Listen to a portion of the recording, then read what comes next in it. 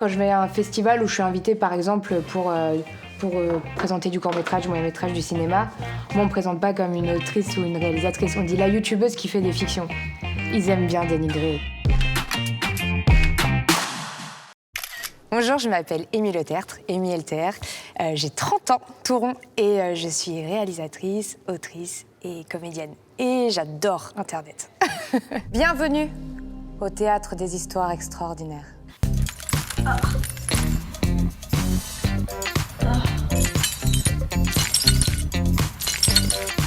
Ça va, j'ai rien. Journal d'Amy. Bah, première. Y a pas de focus, là. Il y a la vie que tu as et la vie que tu aurais pu avoir. Et toi, effectivement, quand on parle de cinéma, quand on parle de YouTube aussi, t'aurais pu passer complètement à côté. Tu étais partie pour faire quoi, en fait, à la base? Survivre.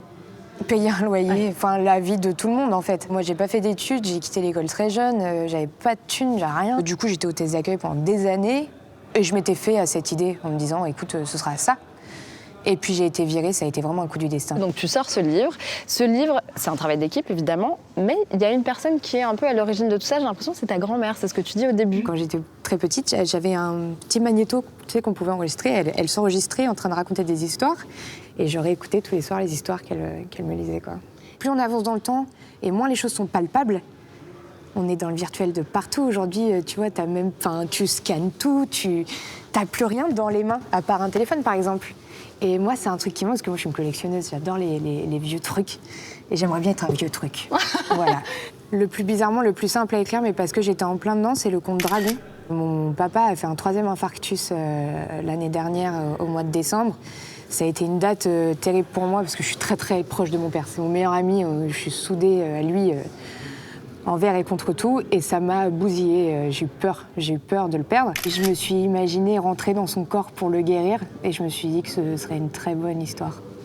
Et j'ai toujours été la fille de mon père. Je suis vraiment la fille de son papa. Dès que je suis dans la merde, encore à 30 ans, papa, viens me chercher et tout, ça ne changera jamais. Son avis est trop important. S'il me dit, oh, c'est pas ouf, je suis là, oh là. Il a dit, c'était pas ouf.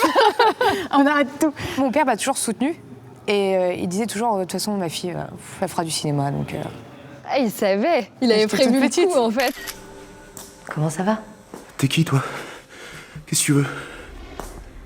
Malheureusement, aujourd'hui, c'est pas toi qui poses les questions. On a une mauvaise image sur Internet, on nous prend toujours pour des guignols, c'est dommage, mais c'est toujours le cas. Même, tu vois, quand je vais à un festival où je suis invitée, par exemple, pour présenter du court-métrage, du moyen-métrage, du cinéma, moi, on me présente pas comme une autrice ou une réalisatrice. On dit la youtubeuse qui fait des fictions. Ils aiment bien dénigrer, ils aiment bien te remettre à ta place où ils pensent qu'elle est, quoi. Non, c'est une réalité, hein.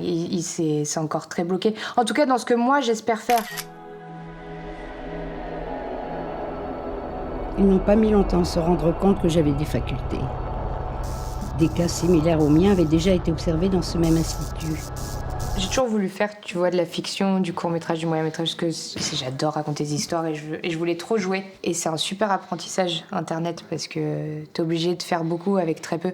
Mais au départ, j'ai pas commencé en faisant ça, parce que tu commences pas en faisant ça, t'as besoin de sous, t'as besoin d'apprendre, t'as besoin de dépasser la peur aussi. En fait, je pense que je suis arrivée à un moment où il y avait beaucoup de choses qui étaient très similaires sur Internet aussi. Il y avait beaucoup de recherches de perfection, il y avait beaucoup de conseils pour être nickel, comment s'en sortir, etc.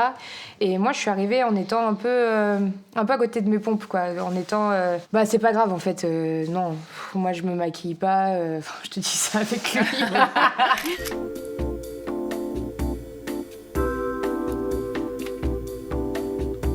Tu disais que Monsieur Temps serait peut-être ton dernier court-métrage avant un long moment. Quand je me suis levée, j'avais 1 heure pour me préparer.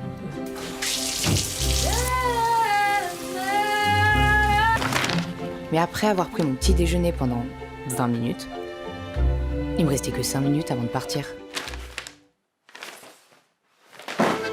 En fait, faire du court-métrage, du moyen-métrage sur Internet, on se rend pas forcément compte parce que c'est un univers qui est un peu méconnu, mais c'est très difficile. C'est un contenu qu'on fait que par passion. On n'a rien à gagner. Avant, c'était cool, YouTube. Maintenant, c'est le festival de Cannes un peu partout. Et on s'est vachement détaché, je trouve, du naturel. Moi, j'ai de plus en plus de mal à me retrouver dans des contenus sur Internet, tu vois. Sur quoi t'as envie de te recentrer? Je sais pas. Je touche à un rêve, je suis dans un film bientôt. Pour la première fois, j'ai eu un oui pendant un casting. Je suis comédienne dans un film, je suis trop contente. Peut-être qu'il découlera des belles choses. On va faire un instant.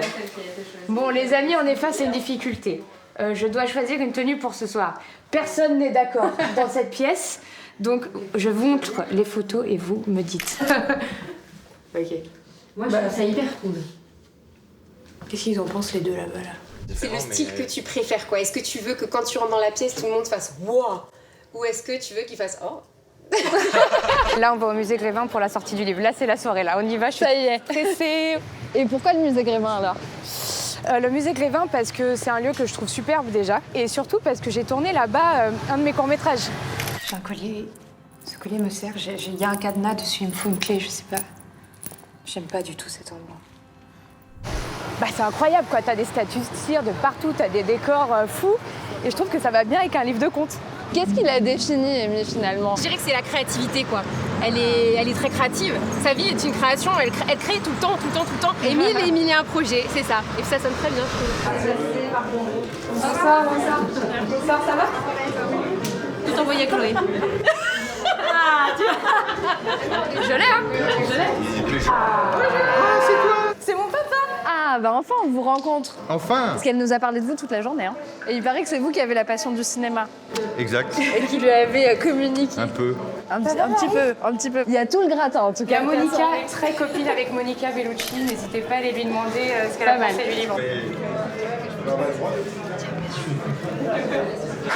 Parler en public, tout ce que j'aime. Ah là, génial, vous êtes si nombreux, c'est cool. Je suis très très émue, en tout cas que ça voit le jour. Merci à toutes les personnes qui m'ont accompagnée là-dessus. Merci de m'avoir donné la possibilité de le faire. Désolée. Voilà, j'espère que ces histoires vous parleront. J'espère que vous y trouverez un peu de moi, un peu de vous aussi. Et je vous souhaite une très bonne soirée.